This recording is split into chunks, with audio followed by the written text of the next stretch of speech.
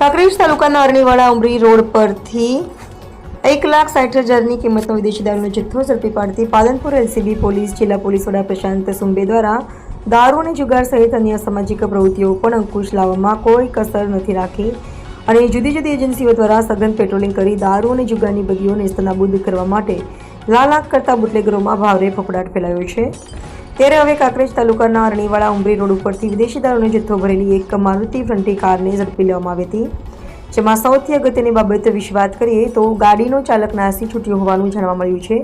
જે શિવરી પોલીસ મથકે પ્રોહિબિશન મુજબ કાર્યવાહી હાથ ધરવામાં આવી હતી।